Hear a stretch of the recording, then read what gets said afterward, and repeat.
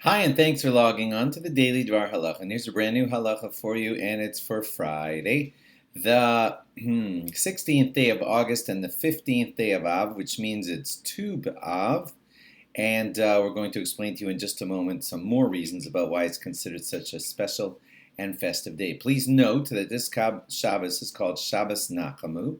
That's the Shabbos of comfort. After we experienced the 3 weeks in Tisha B'Av, we now have 7 weeks of comfort. Haftorahs that deal with the Jews should be comforted. And we will read a special Haftorah that has the words Nachamu, Nachamu Ami. My people be comforted. God is still with us, even in Galus, even in our diaspora, and of course takes care of us.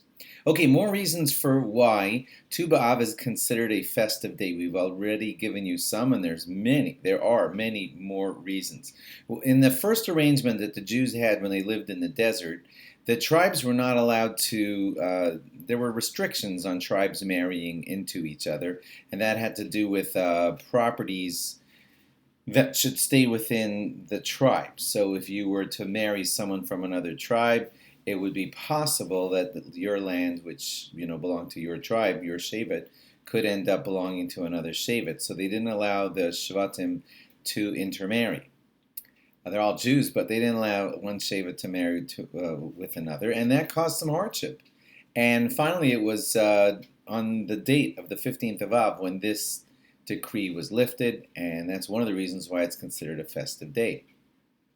In a similar sounding decree, but for very different reasons, there was once a time in our history when the Shevet of Binyamin was barred marriage and barred togetherness with the rest of the Jewish people, and that was because there had been a terrible incident called Pilegesh Begiva. We won't go into that now, but because of that incident, which happened with people from the Shevet of Binyamin, the rest of the Jews kind of ostracized them and didn't let them intermarry with the rest of the Jews. And that ban was lifted on the 15th of Av. Also, sadly, there had been a time when Jews of the 10 tribes who lived kind of in the north of Yerushalayim were not allowed to go to Yerushalayim to be part of the Aliyah Regel, going up for the holiday to the Beis Hamikdash, which was terrible. It was against God's wishes, and there were soldiers put on the roads to stop people from going to Yerushalayim. And it was a terrible, terrible decree, and it was lifted finally on the 15th of Av. That's another reason for it being a festive day.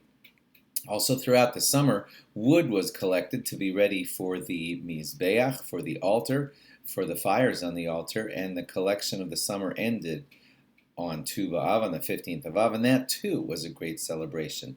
Also, it's when the nights start to become longer again, and when the nights start to become longer, there's more time for nighttime Torah study, another reason for festivity. And there are probably even some more reasons, but we've given you a batch now.